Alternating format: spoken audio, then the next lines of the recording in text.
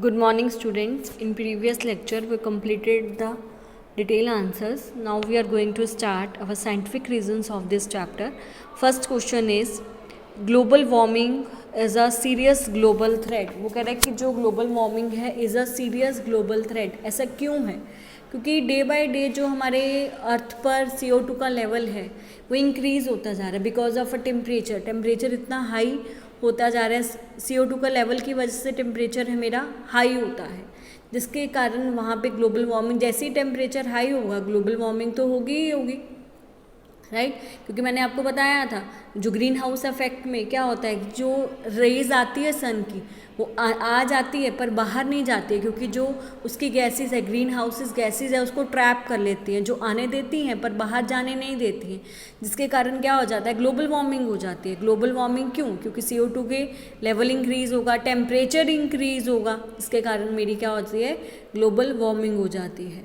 तो देखो, global warming means gradual increase in the average temperature of the earth's surface.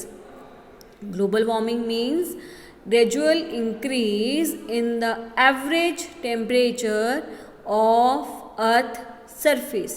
Earth surface का जो temperature है वो बहुत ज़्यादा इंक्रीज हो जाता है। Due to it snow of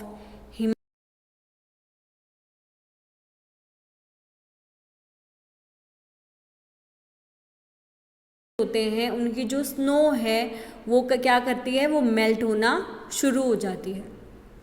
due to it snow of Himalaya की स्नो और पोलर रीजन्स की जो स्नो है, अब एकदम से टेम्परेचर इंक्रीज होगा तो ये जो हिमालय पे स्नो होगी या पोलर रीजन में जो स्नो है वो क्या हो जाएगी, मेल्टिंग होना शुरू हो जाएगी।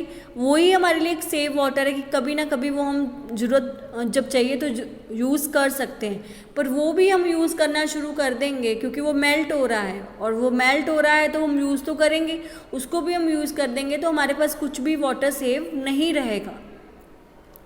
Temperature is increasing in various region of the earth. हमारे अर्थ पर बहुत सारे ऐसे रीजन हैं जहाँ पे टेम्परेचर बहुत ज़्यादा होता है, ठीक है। जैसे हमारे गुजरात का temperature as comparative to Punjab, वहाँ से के टेम्परेचर से बहुत ज़्यादा रहता है। यहाँ पे तो अभी से इतनी गर्मी है, वहाँ पे अभी इतनी गर्मी नहीं होती है जितनी यहाँ पे ज़्यादा गर्मी होती है, इसीलिए यहाँ का टेम्परेचर क्या है, बहुत ज़्यादा हाई रहता है। Dramatic rise in sea level, जो भी ड्रामेटिकल राइज है सी लेवल में वो बहुत ज़्यादा राइज हो रहा है, उसका जो लेवल है सी का वो बहुत ज़्यादा राइज हो रहा है। And in many places coastal areas have already been flooded, बहुत सारे रीजन्स पर जो कोस्टल एरियाज हैं वहाँ पे क्या आ गए हैं, फ्लड आ गए हैं।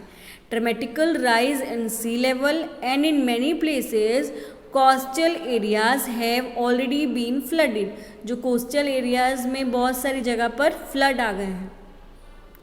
Global warming could result in wide ranging effect on rainfall patterns. Rainfall के पैटर्न्स में भी ये ग्लोबल वार्मिंग क्या करती है, अफेक्ट करती है।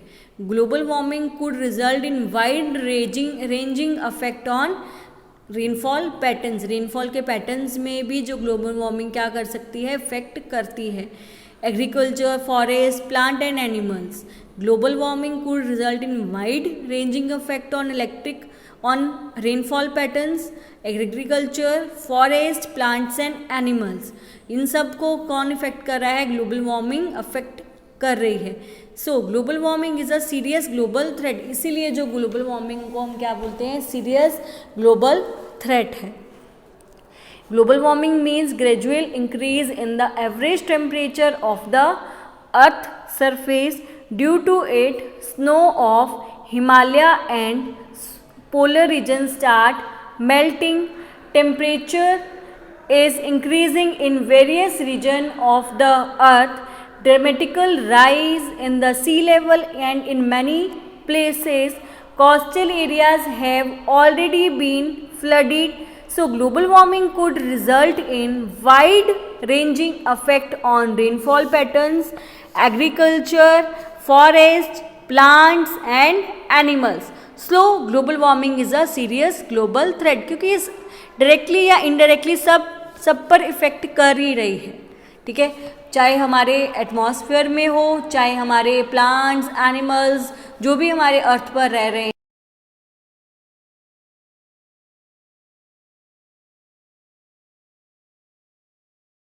पड़ती है तो उनको भी काफ़ी सरवाइव करना पड़ता है। क्लियर, हमें भी तो कितना सरवाइव करना पड़ता है, हमें कितनी प्रॉब्लम्स होती, एकदम से टेम्परेचर बढ़ जाता है तो हमें कितनी ज़्यादा प्रॉब्लम्स होती हैं, right. Now next second one, we should prevent pollution of the rivers. अब जो कह रहा है कि वो जो रिवर्स में pollution day by day increase होता रहता है, तो वो हमें कैसे प्रिवेंशन करनी है कि वो पोल्यूशन क्या हो जाए, रिवर्स का कम हो जाए। We should prevent pollution of the rivers, जो रिवर्स के पोल्यूशन को कैसे प्रिवेंशन देनी है। देखो, earth has very limited supply of fresh water, अर्थ के पास बहुत लिमिटेड कम सप्लाई है फ्रेश वाटर की। Rivers are the main source of fresh water, पहले वो कह रहा है earth has very limited supply of fresh water, अर्थ के पास बहुत कम लिमिट में फ्रेश वाटर की सप्लाई है, जितना उनके पास होना चाहिए उतना नहीं है। Rivers are the main source of fresh water, जो रिवर है वो मेन सोर्स है फ्रेश वाटर का। Besides drinking water, river supplies water for irrigation also, जो रिवर्स हैं ड्रिंकिंग के लिए तो वाटर की सप्लाई करते ही हैं, उसकी जगह इरिगेशन करने के लिए भी वो क्या करते हैं, वाटर की सप्लाई करते हैं। This costly source becomes polluted by, अब इसको पोल्यूट कौन कर रहा है, ह्यूमन एक्टिविटीज़।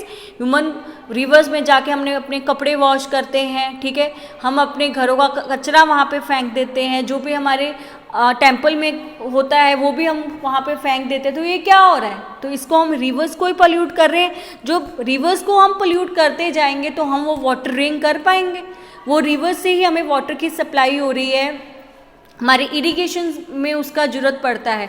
अब फैक्ट्रीज़ के केमिकल्स उसमें डाल दिए जाते हैं, वो ही इरिगेशन में यूज़ करा जाता है वाटर, तो वो जो केमिकल्स है डायरेक्टली या इनडायरेक्टली हमारी बॉडी के अंदर तो जाएंगे ही जाएंगे ना, तो प्रॉब्लम्स किसको होगी, हमें होगी। तो ये सब थिंग्स हमें सोचनी चाहिए और हमें कम से कम करनी चाहिए, क्योंकि ये हमें हमारे पे ही इफेक्ट हो रहा है इसका, right. Pure water should be available to millions of people for their day.